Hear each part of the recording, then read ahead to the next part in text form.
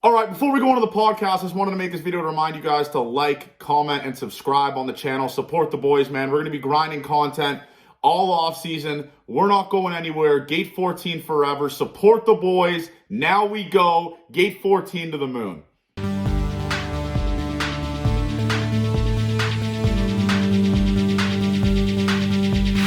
Yep. Gate 14 podcast. It's been a week in Avery. Did you know that the Jays traded Gurriel and Moreno for Dalton Varsho? Do you know that? I can't tell. It's hard to know. I can't make myself care. I can't either.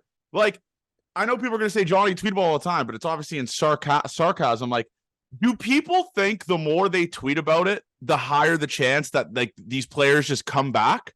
Like, they're gone. Like, let it go. Let it go. They're gone. Like, everyone, like that Rob Longley guy from the Sun, like he tweets about it 8 times a day. It's like, give it a fucking rest. It's all the time. It's insane. That's all people tweet about. That they've made that their entire personality now. I understand 2 former Blue Jays are playing in the World Series. And they got traded. Yeah. And they got traded for a guy who hit 220. And the reason they traded for that guy was to play good defense, and he's probably the best defender in baseball. Just like, I can't. What the Blue Jays wanted from that trade, they got. So it's like, one, you can't evaluate a trade in a year. Sure, like. Well, Arash Madani said, Arash Madani tweet is crazy. The Blue Jays do not win the World Series with Gabriel Moreno and Lourdes Gurriel on this team this year. No way in hell. Like, do they think Moreno hit like 50 home runs this year? Like, the Jays just didn't hit home runs. Yeah, and he hit 7 of them, right? Or maybe even less. Yeah, he's a singles merchant. But like my entire thing on this is how would you justify to a fan base trading away Alejandro Kirk instead and keeping a rookie catcher? Like, I don't get how you justify that. Or how do you just keep the same team and have 3 fucking catchers on your roster? It just doesn't make any sense at all. You know, like, it's just a weird, like, not to call other podcasts, but like there's another Blue Jays podcast on YouTube. That's all they fucking talk about. It's like, just give it a rest. It's like, just let it go. Just it's the Jays couldn't justify trading away a silver slugger catcher. And if they didn't trade Moreno and Lourdes Gurriel, how do you justify having 3 fucking catchers on your team? Or you trade Danny Jansen, whose last 2 years when he's on the field hits more home runs than anyone else on the team, pretty much. It's just, it's wild. It's just like, it's such a wild, annoying. And I tweeted it's like, it's a discourse that has turned into something that's more annoying than like the Jordan LeBron debate. Like, it's like the Jordan LeBron debate of Toronto Blue Jays Twitter. It's so goddamn annoying, and it's never going to stop. Every time it happens, I can't even like feel my blood boil a little bit when I see them do something. It's like, they're not on the team anymore. It's like, who cares? It's hard to want to cheer for someone more than cheering for Dalton Varsho next year, so that these people can just shut the fuck up one time. If Dalton Varsho next year hits like 250, 260 with like 30 home runs or something in that range, and puts up the defensive season that he had this year, then the people will be saying Jays fleet. Like, you can't evaluate. And then Lourdes has half a win on the Marlins. It's like, oh, who cares now? Yeah, it's wild. It's a wild discourse. But congratulations to them, obviously. I mean, this World Series has been kind of awesome. I thought it was going to be shit, but that game yesterday was just a shit kicking. And the game on Friday, I mean, crazy. Like, 2-run home run. Adolis Garcia rocks. That dude rocks. I don't think we've had anything close to that in Toronto. Maybe Joey Bats in the playoffs, I guess, but he's incredible. Do you think Cardinals fans are tired of hearing that they had Adolis Garcia and Randy Arozarena yet? Yeah. That's a trade you can evaluate and be like, oh, this was really fucking dumb. But 4 or 5 years down the road, obviously. But yeah, it's whatever. But how was your weekend? Seager rocks too, man. Yeah, he has a swing that when it gets on plane, the ball is just guaranteed to leave the yard. There's no bullshit. The ball, top of the zone fastball, he makes contact. The ball is a home run every time. He's worth every single dime. He's worth every single dime. And there is a take that we had last year. I might have said it, that Marcus Semien going to the Rangers was embarrassing because he's not serious about winning. Dumb take, hand up, not the greatest take. We've all been there before, though. That's our first ever episode, right? Yeah, first ever episode. I said that. So that's the excuse I'm going to use. That was the first episode, so that's why I had such a cat shit take. You had to come in hot, but yeah, it wasn't great. Wasn't great at all. So let's go into the weekend, Avery. How was your weekend? I mean, I saw you Friday. Obviously, you didn't wear a costume to the thing, which is fine. Honestly, kind of a cheat code because no one even notices. Everyone was so drunk and it was dark there. I wish I did that. I mean, I kind of technically did do that, but how was your weekend, man? Good. Hung out in the city. It was good to see all the boys. You, Curtis, wearing the Johnny Junta and getting laid in it. I didn't know that. You got laid dressed as me. Does that count for me? I think that counts as a tuck for you. Hopefully he treated her as nice as you would, but yeah, no, for sure. Hopefully he went on a nice little. I think that tells more about you than it says about Curtis. That just the Johnny G effect or something else. Great costume, but it was awesome. It was awesome to see you guys out at the Taylor. Yeah, I was out for dinner. I do this thing where, because I know you guys like give me shit, like if I'm not gonna come out, I'm just like, okay, sure, like I'll come out, and everyone there knows that I'm actually not coming out.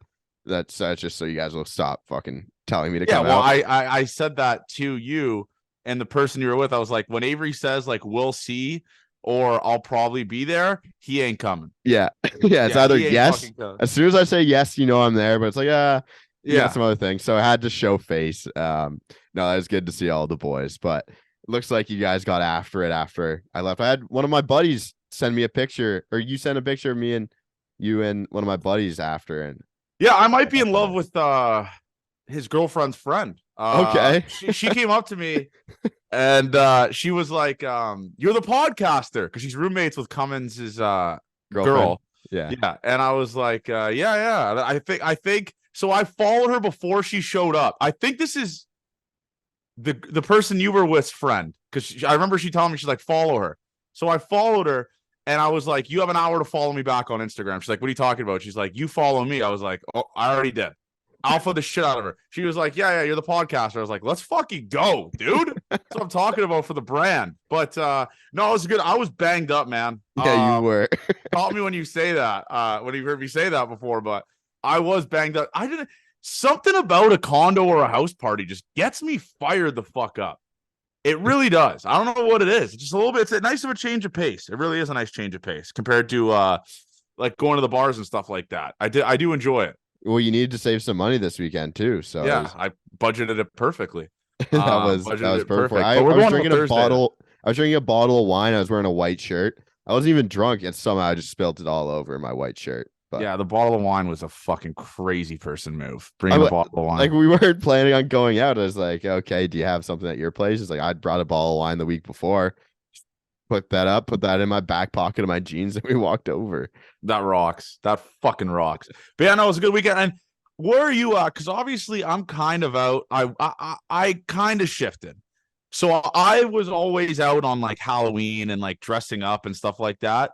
But I think there is ways to navigate around it if you come up with something original. Am I a fan of wearing the full-blown Batman suit or the Spider-Man suit? Fuck no.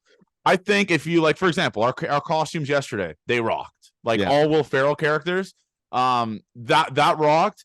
But like, I can't get into wearing like a full-blown like costume. I mean, I wore a fucking suit. But I think the way around it, I'm kind of in the same. I'm not a huge costume guy. I don't love Halloween. It's like an awesome excuse to go out with your friends, though, so it's okay. Yeah.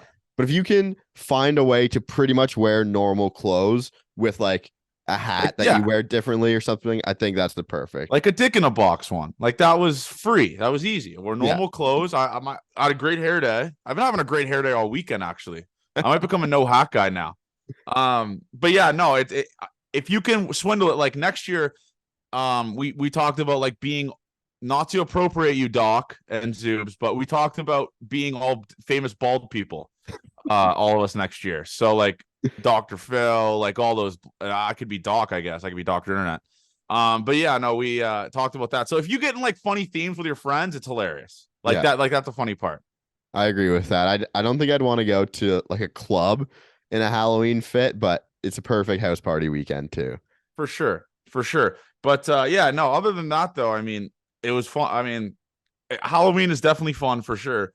It's just it's the costume stuff, like the couple's costume. I couldn't imagine, like some of my buddies have girlfriends, and they were like just getting ready with their girlfriends for hours, spending hundreds of dollars on costumes. I could not be more out on that. See, I would be fine with that if someone like tells me what to be, and I'll be like, okay, I'll do that. Yeah. Or like they just get the call. All you have to do is show up in the other costume. That's where I think I'd be fine with it. But it's the best Halloween ideas come the day after you've dressed up for Halloween, and then you forget it for next year. Yeah, for sure. Or you were like Randa has been Jackie Moon. Randa wore Jackie Moon back to both nights wearing that. Yeah, Robert Wilson was Chaz from Wedding Crashers. What Ma the Meatloaf? Yeah, that costume rocked. Yeah, so it was electric. You'd love to see it. But let's go into some Blue Jays stuff, man. I mean, obviously nothing really happening in Blue Jays land besides this fucking entirety of this discourse and stuff like that.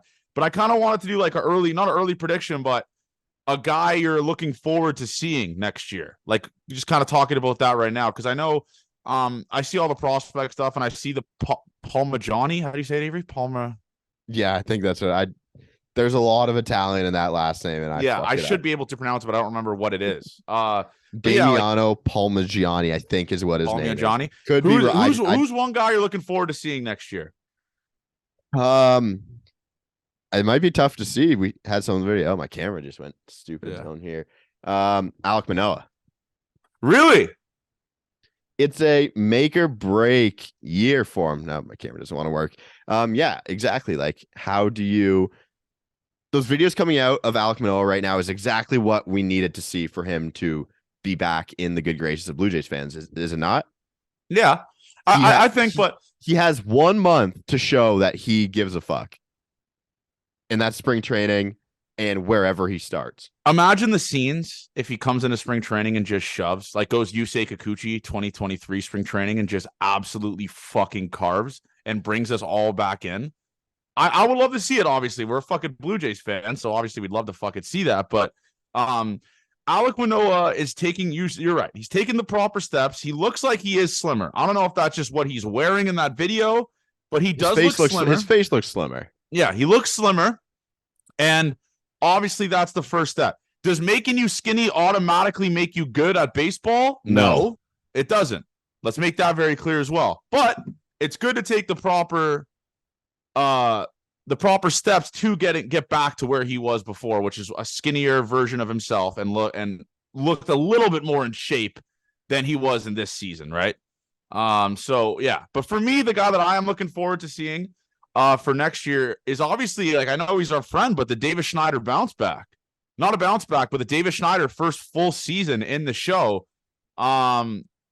It's hard season to follow up, setting multiple historic rookie records. But I am looking forward to seeing the Davis Schneider bounce back next year, the kind of full season under his belt, and see how he adjusts and stuff he did in the offseason. We're going to have him on the pod again in a couple of weeks. We already talked about it. So we could talk about that with him, what he's working on and stuff like that. But that's one guy I'm really looking forward to seeing, besides obviously the Alek Manoah stuff, where Alek Manoah is at. Yeah, that's another good one too. I think he's a legit prospect and a legit major leaguer, but those are questions that are going to be answered again early on as well, right?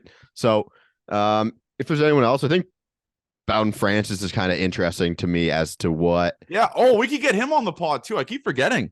That's another guy. It's one of our guys. As to what route they take with him, because I think he's got the talent to potentially be in the mix for a 5 spot. Again, Alek Manoah probably has the clear view to it. But I'm very interested in seeing what they do with him. Kind of more on the pitching side. The bats, I feel like they are what they are, and what they do with guys who leave for free agency will kind of play its way out into what prospects play their way into a position for next season. Yeah, and where are you at here? Because I saw this article written, and Avery's camera's just in fucking shambles. Dude, right now. it will not focus on my face to save its life. Fucking crazy, bro. But so I saw this article. I think it was from Ben Nicholson-Smith. Am I right? Avery, it was like the 10 trades or 10 trades. The most ridiculous fucking article I've ever read in my life, with all due respect. It's perfect clickbait at this time. It's great clickbait, but it's just like, what are we doing? It's just like the longest article ever. And it's like, some of these are so fucking, I don't know. It just like, the one name that really sticks out to me is a guy that I know personally is Jake Fraley. That's who Ben Nicholson, I think, would fuck. I think Ben Nicholson would have sex with Jake Fraley. Was he in a lot of the trades? Yeah. He was in every trade. No way. Yeah, I genuinely think he had Ben Nicholson-Smith. Ben Nicholson-Smith oh god had him in every single fucking trade. So Jake Fraley is a good name. I'm excited. I'm wondering where this team is going to be at here with pickups this offseason bats wise, because there's not many options. Like, do you think a Teo reunion is very realistic? I think they would throw more money at Jorge Soler before they give it to Teo. Comes off a historical season of strikeouts. It's like, yeah, the home runs are nice. Sorry. He hits the home runs and he strikes out. That's what he's always done. Yeah. So I think they want that, but Jorge Soler might be better at that than Teo is. So I think that's who they kind of give a run to first. I want Soler so bad. Like, I'm not, like, the home runs he hits are never wall scrapers. It's just fucking moon bombs off the flight deck. It's when just do you think we get an announcement on who is the hitting coach of the Toronto Blue Jays? Because I want to say maybe December, January, maybe. It's bound to change, right? Well, that, and you kind of need to make that call kind of early, because you want him to start getting in the ears of the players and establishing connections in the offseason, like what they're working on and stuff like that. You can't have it up in the air who the coach is right now. So I think that'll happen very soon, obviously. So, but if you wait long, having someone who's already in the organization at the AAA level probably is the most seamless transition if you're going to do it late. I think it'll be him. Hag. And I'm actually going to talk to Ernie about getting Hag on the pod. I'd love to talk to him. He seems like a great fucking guy. Every guy, Luplo loved him too. So yeah, that's going to be awesome. But Jorge Soler is a guy that I want. And obviously that's like a very realistic one. Obviously Teo is another very realistic one. I don't see a Lourdes coming back. Lourdes is going to get fucking paid.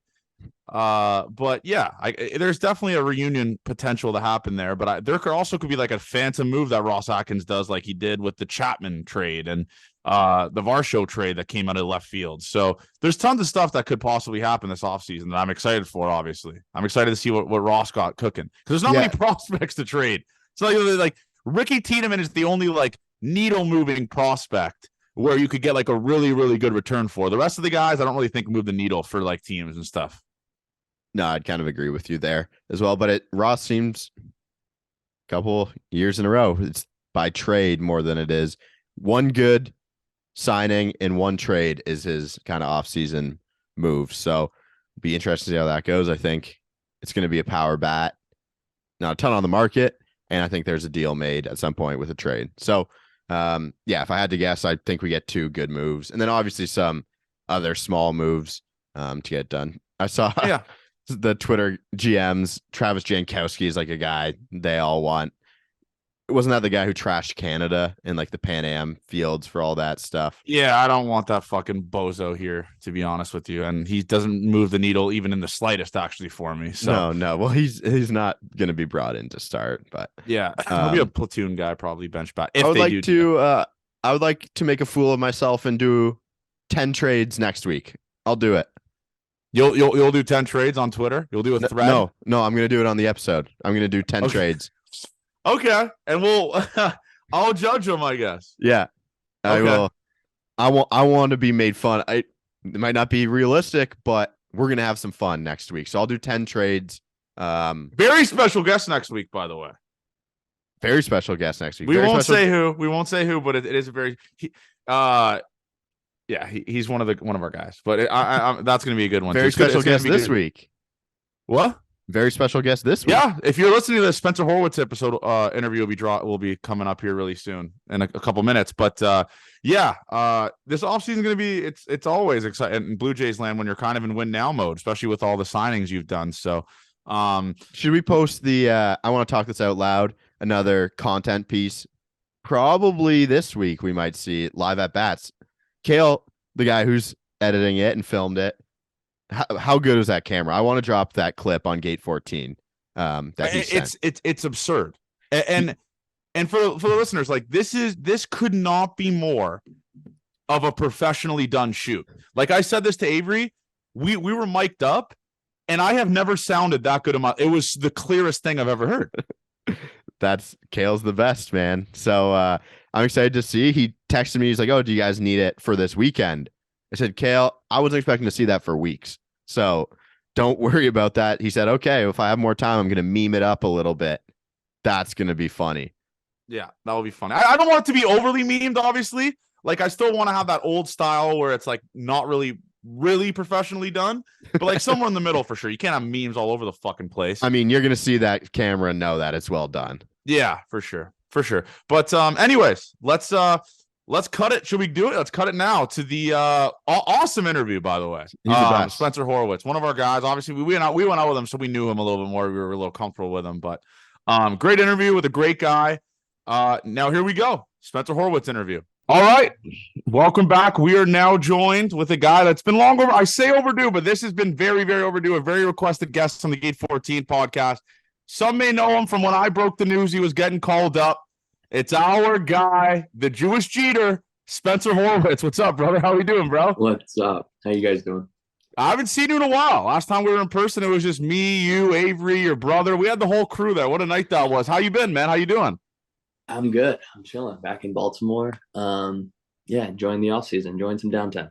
What does your offseason consist of? Like, what are you doing? Because I know Ernie said he's golfing a lot. Are you a big golf guy?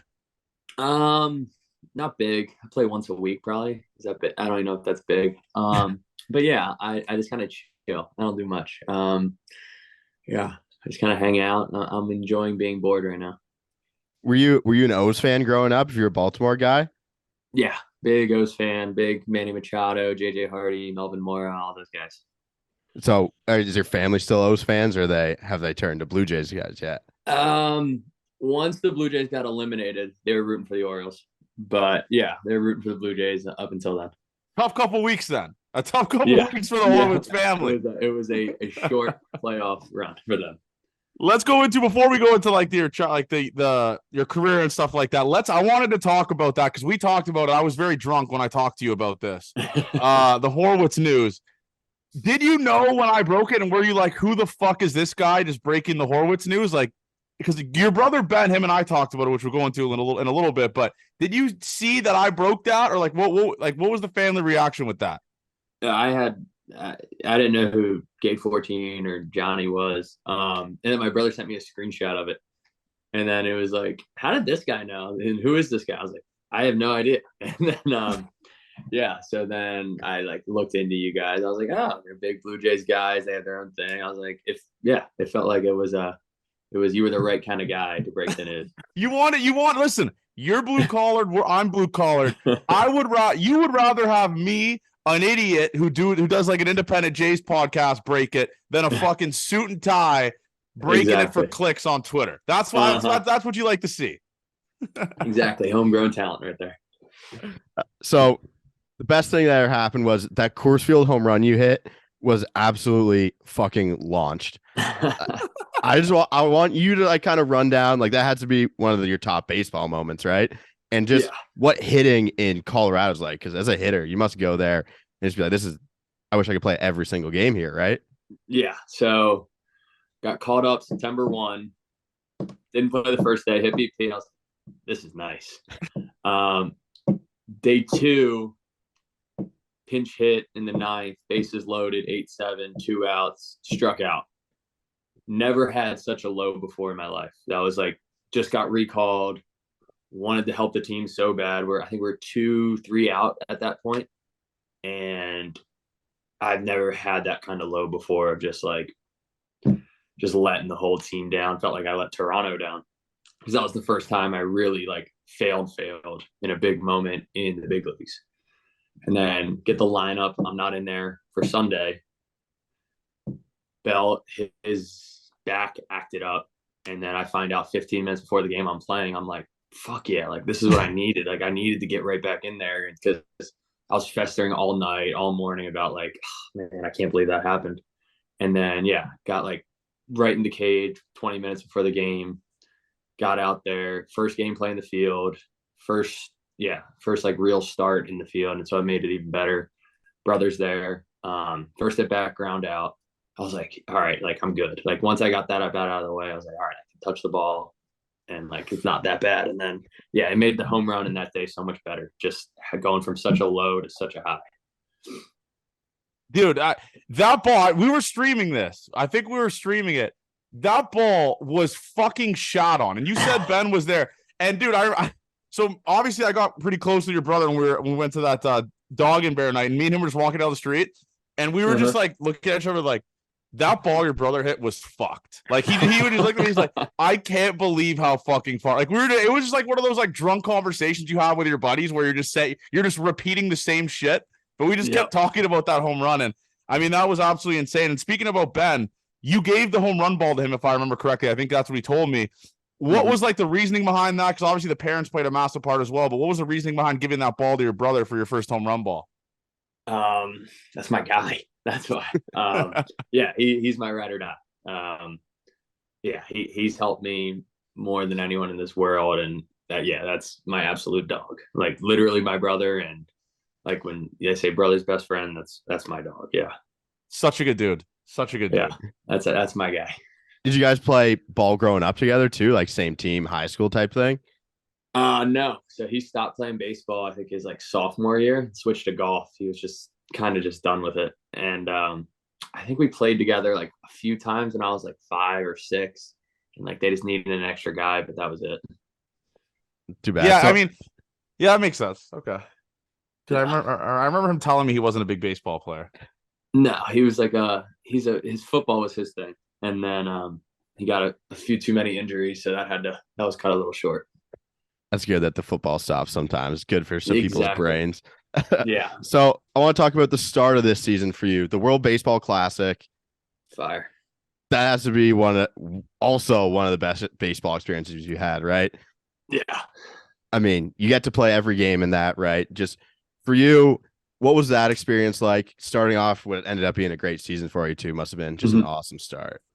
Yeah. So I didn't really know what to expect. I didn't know anyone that had played in that. And I was just excited to go out there and play against the best. And obviously our pool with Dominican, Puerto Rico, Venezuela, Nicaragua was just like, all right, well, good luck. And so that was my first time in a big league stadium playing. So that made my debut a lot easier. But and then that first game against Nicaragua, I came up in a pretty big situation and came through against Loizaga. So that was tight. But just that overall experience is getting to know those guys and getting that big win to solidify our spot again for next WBC. It was great. Yeah. But just meeting those guys and playing against the best in that kind of environment is unbelievable. Dude, and another thing that was awesome is you got to play with just an absolute guy that's just ripping it apart in the Phillies clubhouse. Garrett Stubbs. Obviously everyone knows I'm friends with Bryson Stott, so I got to meet Garrett a couple times. Mm-hmm. He is an absolute electric factory, right? Like, what was it like playing with that guy, dude? I'd say like his comp would probably be Ernie. Those two are really similar. They're great dudes, great energy, just bring the juice every day. I only play with him for 2-3 days, but I know him and Chapman are good friends. And Stubby was awesome to me, and I saw him over in spring training too. So he's been awesome. And seeing what those Phillies are doing, they seem like they're having a lot of fun, and he's right in the center of it. The Stubbs family is all time. I know his brother CJ. They love to have a good time. So really? shout out to the Stubbs family, man. Good for them. You defensively this season, they play you everywhere, all over the field. If you had to pick one defensive position for the rest of your life, you can only play one. Where are you playing? Oh, hitter. You can't. I'm playing hitter. No, but I mean that, and like I don't care where I play. I just want to play, and obviously I'm a bat first guy, and that's what I've always been. But I mean, defense and pitching is what wins in playoffs, and that's what the teams that are making the deepest runs are doing right now. It's who can pitch the best, and some timely hitting, and then good defense. Yeah, who can launch moon balls when it matters too. Yeah. Yeah. And speaking about the defensive side, I gotta know this because every single guy we got on this podcast, like Bassett, all those guys tell us about how good of a guy Brandon Belt is. And Ernie talked about it last week, but you were a little bit closer with him because you got to play the same position as him and obviously take ground balls and all that type of stuff. What was it like learning from Brandon Belt? And like, did he fuck with you a little bit? Did he say some like funny shit to you and stuff like that? Yeah. So I first met Belter in spring training, obviously. And he's one of those guys that I love to watch because walks a lot, has power, but he's more of a control the zone first guy. And yeah, I remember it was our first day at spring training together, fielding ground balls. Like I hadn't seen him the whole time, and he comes out and just comes right next to me. He's like, "Hey, I'm Brandon." I was like, "I know who you are. Like, you're Brandon Belt." Like, I was like, but it was nice of him to do that. And yeah, he's just the coolest dude. Just chill, never too high, never too low. It's just you're gonna get the same guy every day, and I think that's one of the biggest parts that makes him so good. What's one thing you learned from him, like specifically? Like, did he give you any tips, or was he just like a friend type of guy? Like, he's not going to give tips to someone unless they ask for it. No, so I approached him about pinch hitting because that's something I struggled with it this year, and then when I went back up for the playoffs on the taxi, I was like, dude, how do you do this? I was like, I am really not. I didn't have much success with it this year. I don't think any. I think I had 5 strikeouts, and he's like, well, what's your mindset in a normal at bat? And I was like, work the count, blah, blah, blah. And he's like, well, is that your mindset during your pinch hits? I was like, no. He's like, well, that's fucking stupid. I was like, well, yeah, I guess if you put it that way, it is pretty stupid. But yeah, he just picking his brain about how he goes about at bats versus lefties versus righties and pinch hits in different situations. Yeah, that guy, like he's wicked smart when it comes to hitting. And yeah, and he loves to have fun too. Because they had talked, Chris Bassett told us that when some people would come up, Brandon Belt would tell them, "Oh, you're not going to be here long." That was like the first thing he would was say. That one of you? Were you the guy that you said that to? Nah, no comment. No, because the first time I went up, he was hurt, and that's why I went up. I was doing well in AAA, and he got hurt, and he played the same position, and that's what it was. But no, he didn't say anything directly like that. But no, everyone knows he's just fucking around, which is the funniest part of it. Yeah, no, like Brandon was awesome to me, and yeah, I speak really highly of him, and yeah, I love that guy. I want him to coach the Jays next year. That'd be electric. I feel like he'd be a good fucking coach. I mean, we do like some of the Blue Jays guys, like Jano texted me that like sometimes the tweets we do about Brandon Belt go in like the Blue Jays text thread or whatever because we call him the cock. So it's just like it would just be hilarious if he was just the manager of the team. But going into like some guys on the team and stuff like that, I do want to talk about like because Ernie said Whit Merrifield really gravitated towards him because they kind of came up the same way. Who was one guy on the Jays team that kind of took you under his wing or kind of helped you out when you needed help and stuff like that? First it was Ernie for sure. Yeah, when I first got called up, he was there, and that made it way smoother. Yeah, so I met a lot of the guys, Kiermaier, Whit, Chappie. They were all really cool to me in spring training, Bo. And then when I went up in September, it was most of the guys. They were all good to me. Yeah, I talked to Chappie a lot. I loved picking his brain on the defensive side, and it was really cool to just be able to talk to him. He's got multi All-Stars, multi Gold Gloves, and he's still trying to learn. And he's like, what are you doing in the box like this? He's like, I love what you do. And I was like, why are you asking me? Like, you're Matt Chapman. But it just kind of solidified it. Like I was part of that team, and that I was there for a reason. And yeah, just being able to talk to those guys. And Chapman was awesome to me. Yeah, Whit always made me feel welcomed, and yeah, it was really cool. We had a really good group. Is there an at bat that you think was like you're welcome to the big leagues moment that didn't go your way? It's like, fuck, this is like big league pitching now that we're seeing. It's kind of a little different ball game here. Yeah, it was that Colorado pinch hit. I was like, holy crap. And then we talked about it the next day, and I was like, just talking about it with Chappie. He was on second. He's like, dude, those pitches were gross. I was like, I know. I was like, what was that? He's like, I don't know. Sometimes they went like that, but yeah, that one was tough. And but getting back in there the next day was so big for me, just so it wasn't weighing on me. Yeah, I mean, going into your AAA year, listen, we're Spencer Horwitz guys. We're horny for Horwitz. You know that. Your AAA stats. All my high school buddies say that. All my college buddies. They got it from the Game 14 boys. Oh yeah, they love it. Listen here, I'm not one to pump your tires. I'm going to keep this as abundantly clear. Your AAA stats this year were absolutely fucked. I mean, 132 hits, 10 home runs, 945 OPS, 450 on base percentage. What was going right for you this year, and how fun was it to just go to the stadium every single day and just know you were going to absolutely shit on someone? Because I've never felt that, and neither has Avery, obviously. I mean, what was that feeling like? Yeah, it was just like, I don't know. It wasn't like, I was going to go shit on someone. It was just like, I knew that like I was in the best place to succeed. And like, it was like the environment that we created in Buffalo was unbelievable. Like those offensive numbers are just like, looking back now, like in the moment, I didn't really appreciate it, but looking back, like our lineup was dogs.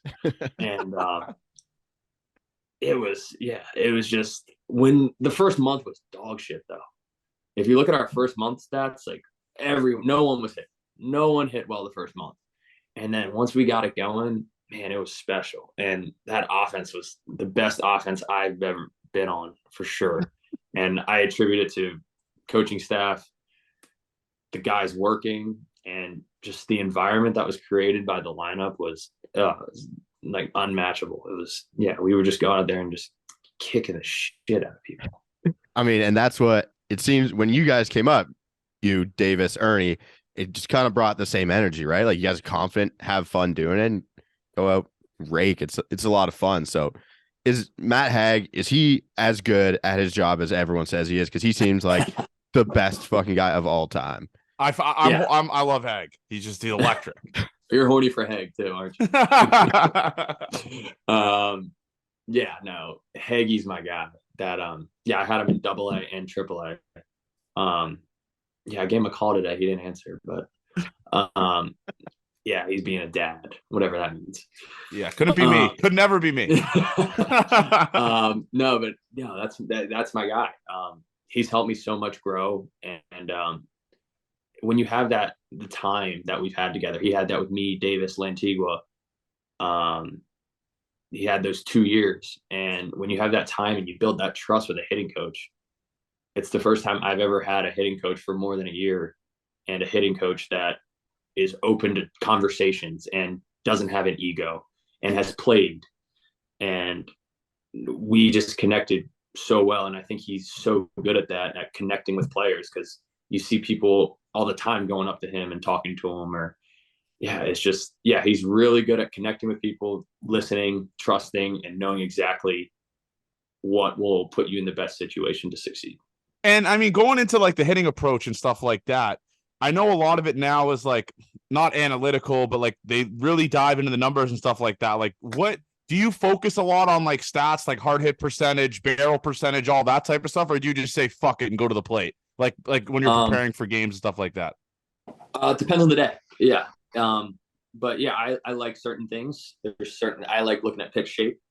That's something Hague has really helped me with, is understanding what the fastball is going to do and basing everything else off that. And unless it's like a guy that's just ripping 70% sliders, I'm going to base everything off the fastball. And Hague and the Blue Jays, they've done a really good job of helping us understand what the fastball is going to look like and what to expect before we're in there. And Hunter did a great job. He was he was my hitting coordinator before, and now the hitting coach in the big leagues. And Hunter, he speaks really similarly to Haig. So yeah, I mean, all those guys in the big leagues too. It's just Haig's special. Yeah.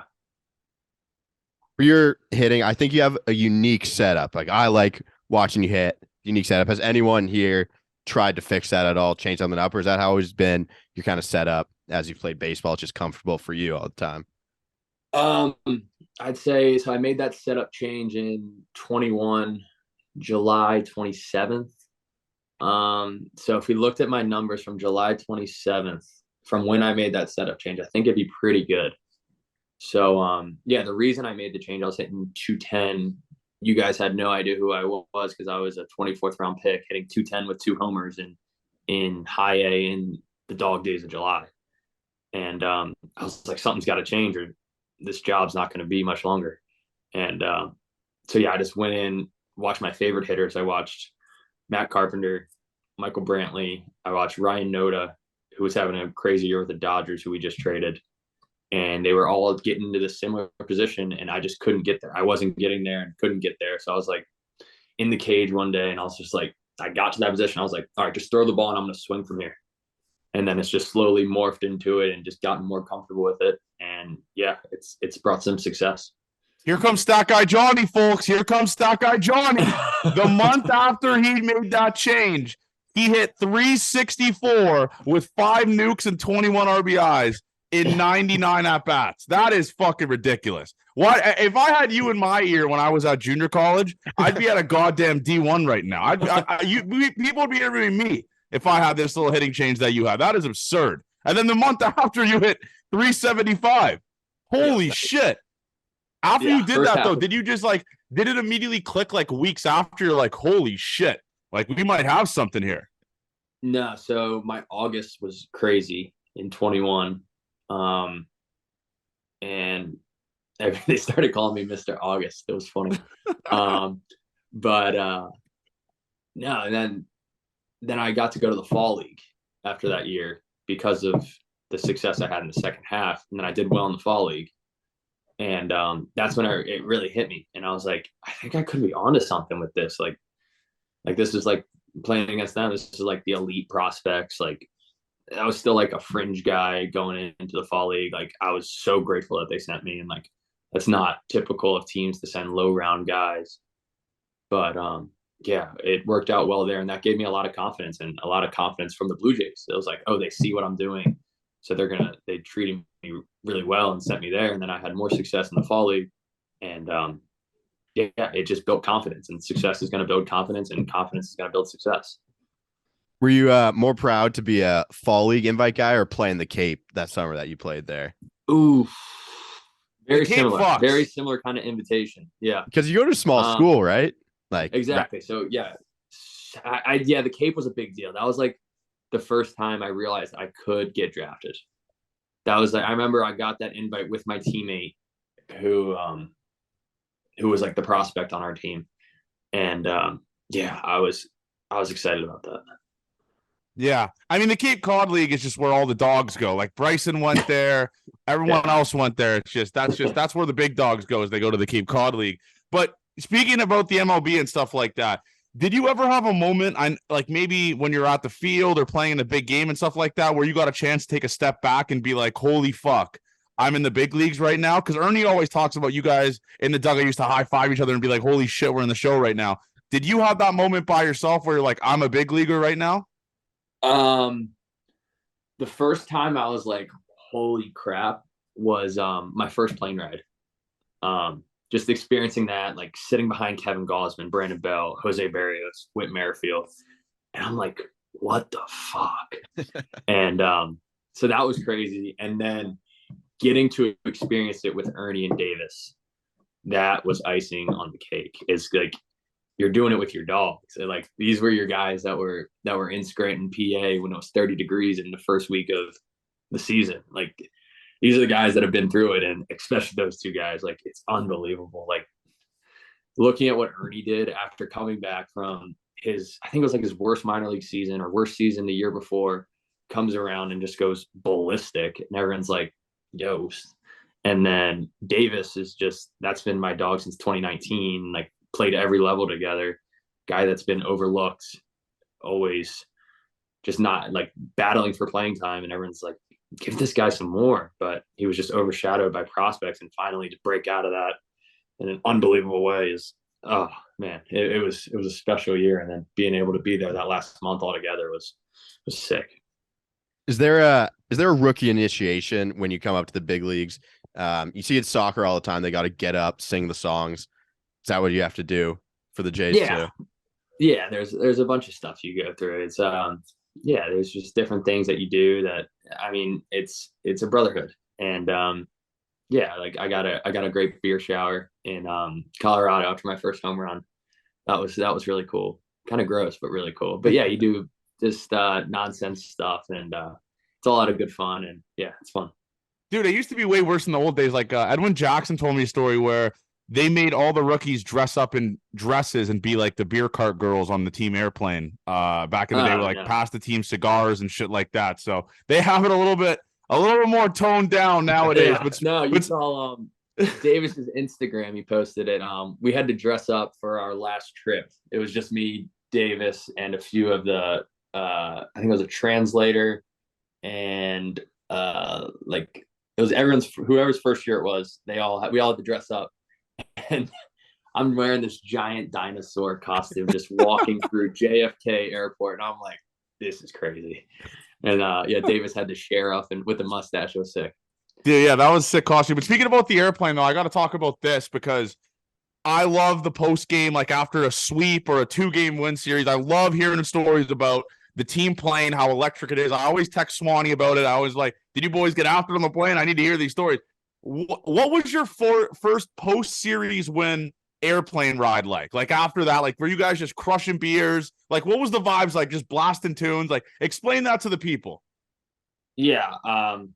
After Colorado, that was the first series win that I was there for, and like helped too. So it made it way better. Me and Davis were on the plane just going nuts. It was cool. But and then that long plane ride back from Oakland, didn't get the sweep, but still big series win. I think we were in the playoffs at that point. So everyone was riding the high from that too. Yeah, dude, it's a special place. Are the Blue Jays card game guys? Like, are you ripping around like playing expensive card games? I know you're on that rookie contract. You just mentioned you bought an iPad, but are they ripping the card games? Yeah, I mean, me and Davis are playing $25 hands, but there's a much bigger table for the guys with 10, 15 years. Who's playing in that one all the time? It's just the vets. Yeah, it mixes up all the time. Everyone, I mean, who doesn't love cards? But I know. Belt wasn't afraid to get on that table. Dude, that's what I miss, man. I will say that I like do not miss at all playing baseball. I was cat shit. Tonight though, when me and Avery are doing live at bats tonight. It's the most anticipated thing in Gate 14 history. We're doing live at bats tonight. Avery has a torn labrum. He's already using the excuse train, which why I'm going to rake off him. But yeah, that's like the biggest thing I miss. I just miss the bus rides with the boys, like just the post-game beers with the guys. Like it's the greatest fuck. It might be better than actually playing. It truly might be better than playing. That's the worst part about the off season is like, I mean, I'm 25, living at my mom's house still, like chilling, like super grateful for all that. But then like, it's such a shell shock. It's like, you're going from every day being with the guys from noon till 10 p.m. in the locker room, hanging out with 25 dudes. And then you're just boom by yourself. And it's like, holy shit. What's the off season plan for you? What's the, like obviously get stronger, do all that stuff. Is there a swing thing you're thinking about? Anything that you better not change fucking nothing. You better not fucking change nothing. It's minor tweaks, but I'm really gonna hone down on just really the mental side is what I really want to get better at, and just trying to not ride the wave as much, and try and be more kind to myself. And it's a grueling game, and I need to enjoy it more is what I think, instead of just being such an asshole to myself. What I might do is I might text you after every game. I might pump your tires a little bit, get in your ear, let you be like, all right, I'm in good spirits here. Because I wish someone did that to me. I would just body bag roast the fuck out of me after like a one. Well, I hit 185. There's not really many good games there to talk about. But I would definitely need that. If someone reaffirm. Is that the word, Avery? Reaffirmation? No, Reaffirm? that's not the word. Whatever it is. Whatever it is. But I going into the offseason stuff and stuff like that, Ernie Clement always texts me, Avery, and Alto and Curtis his updated beer league hockey stats in the offseason. Are you a beer league hockey guy? Like, are you playing? Because I saw a picture of you as a child playing hockey. Yeah, no. I'm actually coaching a middle school hockey team starting next week. I'm actually pumped about that. Yeah, so I was hanging out with my high school coach. We were just like catching up. He's like, we need an assistant coach for our middle school team. You want to help out? I was like, yeah, I do. So, yeah, that's my big offseason plans is coach middle school hockey. That is so goddamn electric. Like the kids are skating by like, doesn't that guy play on the Blue Jays? What the fuck is he doing coaching hockey? It just makes it's electric. No. I'm surprised you don't play beer league, man. I mean, Ernie's locked in every single, I think it's a Thursday. Every single Thursday, he just texts us his stats. He goes, no, score. 3 assists.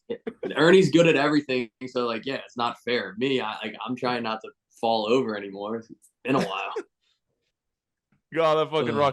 And so the last thing that I want to talk about is I always bring this up when we have big leaguers on this podcast or my old podcast, stuff like that. What was your big league moment like? Like, what's the biggest difference you noticed from the big leagues to the minors besides the airplane? We already talked about that stuff. Tyler Matzik said it's just the unlimited amount of Blue Jays gear or whatever team gear you could get.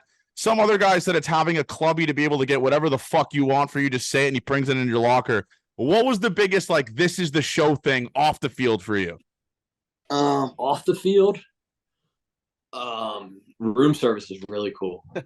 Yeah, the first day I got out there, I ordered room service and I was like, this is sick. Yeah, that was really cool. What else? It's the big leagues is sick. It's just like, it's just so sick. Dude, it's wild. Like so when not to name drop, when I went to go visit Bryson in Philly, he just like was like to me, he's like, what do you want for food? I was just like, whatever you have. And he just came out post game with just a massive tray of food for me and his fiance. And I was like, this fucking rocks. Like, this is just insane. Like Yankee Stadium food. Like, we're getting filet, lobster, sushi in the same night. I'm like, what are we doing? Like, the boys in Scranton, PA are just getting pasta and noodles and meatballs. I'm like, this is unreal. Who's one guy? Because Ernie said Latigo, right, Avery, that we should look out for on the Buffalo Bye. Who's that one guy on the Bisons besides him that we should like look forward to coming up with the Jays or kind of go on like a run like Schneids and you and Ernie went on? Like an underrated guy in the system? Yeah. Underrated guy. Parmigiani's popping off right now. Oh my God. He's Canadian. He's Canadian, like played on the Canadian WBC team, like another late round guy. He's going crazy in the fall league right now. Who else? Like underrated? What about like Ricky T? Like, well, what are your thoughts on Ricky Tiedemann? Because Ernie, like, some of the listeners were like to us, what a scouting report by Ernie? Because all Ernie said about Ricky T was he's just fucking nasty. That's all he said about. Like, he's literally him. Like, that's him. That's Ricky T. Like, everyone knows Ricky T. Like, it's Ricky T. Yeah, he's so gross, dude. He's so gross. I haven't faced him, but I talked to some guys that have, and they're like, it's not fun. So yeah, it's electric. But we'll end it off with this one though. Who's the hardest pitcher you faced so far in your big league career? Like, who's one guy that besides, I know we talked about the Rockies guy, but who's one guy where you're just in the box, you're like, what the fuck is this dude throwing me right now? Yeah, Michael King gave me a big fit. 2 at-bats, 2 strikeouts on him. He was on that night though. It was just I wasn't prepared well for that one. I had just a bad game plan because I thought he was going to do one thing, but yeah, hopefully face him again next year and get him. But yeah, that was one that I kind of my fault, but also credit to him for executing on a different level. Yeah. Was that the day he had like 13 strikeouts too? Yeah, that was. No, that doesn't count. He was the best pitcher of all time that day. Yeah, he was on that day. Other than that, you got Garrett Cole too. You had Scherzer, right? Yeah, those guys are like, to me, what I think makes those guys so good is one, ultimate competitors. to longevity, but it's also like those guys you just miss. Scherzer dominated me. I got a hit by pitch and a strikeout, so I can't really say that. But yeah, those guys, it's like it didn't feel like crazy. Like their stuff didn't feel that crazy that day when I faced them. But it's their execution is, and like you just miss them, and it's like, well, that's how you just miss them once, you just miss them twice, and then they strike you out. That's how they do it. That is true. Anything else, Avery? Anything else for our guy? No, I'm good, man. Thanks, Spencer. Horwitz, man, what a pleasure this was. Like I said, long overdue. I'm glad we got you on right after Ernie, and then we're gonna get, I believe, Swanee or Jano on within the next couple of weeks. But we appreciate you doing this, man. We'll be rooting for you. You know, like I said, you'll be getting a text, not in spring training. I'll keep you distant spring training when you're buzzing with the boys. But I'll shoot you a couple texts after a good game. Let you know. You see the clips, you see all the stuff we do, so you know we're on your side, man. And keep doing your thing, brother. It was awesome to see what you did this year, my man. Thank you. I appreciate you guys. All right. There you had it. I mean, great interview, great guy. Avery, you actually texted me this. You texted this in the group chat after about like just me being able to talk to these pro guys. I don't understand what the fuck you were talking. Like, what are you talking about? Like the questions? You just snapping it around just off the top of your head. Just I never prepare anything. I know that's perfect. There's a couple talking points, but you've done it so much, and it's so like natural for you.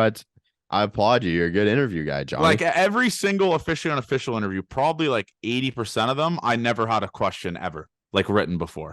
Like I would just go in there, I'd creep their Instagram while I'm doing the podcast with them and like just bring random shit up and as the conversation flows. But I would never prepare really, which I guess is not really a good thing, I guess, kind of, because there's so much more stuff you could talk about. But I just I don't like to have a script. So it's but Horwitz is a great guy, man. I'm wishing the best for him next year. I hope he's because he's going to be taking over that Brandon Belt role, right? I mean, he's going to be that guy that's going to be platooning with Vladdy every day, right? You think that's where he slots in? Yeah, and he knows that. He knows that going into the season where he's like, I have a chance to be like an everyday starter here for a big league club. So, and he knows that, and he looked great. He has a great swing, great bat to ball ability when he's at the plate, and I think he's going to be a massive part of this team next year. It's just fuck it, like let the kids go, bro. Like let it go Ernie, let it go Schneider, let it go Horwitz, man, and then like just bring in a Soler or something like that to fill in for Kiermaier. Fuck it, you know. Just let the kids cook. Yeah, I'm ready for it too, man. Yeah, but anyways, crazy. It's just like it's such a big gap in between our episodes. Where like we don't really have that much to talk about, obviously, but it just feels weird still because we're still only like 2 weeks out of the Jays being eliminated, or 3 weeks out of the Jays being eliminated. But great pod. It's good to be back. We're gonna keep getting interviews. I have 4 or 5 more guys lined up. I'm not gonna say the names of them for the next 4 or 5 weeks. So the content's going to be coming. Stay tuned for the live at bats. Hopefully it drops later this week. Maybe a little Thursday, Friday drop for the people to get you going a little bit. But the numbers have still been crazy on the podcast. So a lot of you guys still rocking with us in the off season. We really do appreciate that. We love you guys. I do have one thing to say. We didn't get big enough where someone went as Johnny and Avery for Halloween, I don't think. Yeah, I don't know. If you did, DM us or tweet at us, but I know a couple people did. There was one kid that said, how should I wear my hat because I'm dressed as you, forwards or backwards? Like, that's obvious backwards. But yeah, let us know if you guys did that. But anyways, man, love you guys. Gate 14 forever. We'll chat next week. Big guest next week. Hope you guys enjoyed this episode.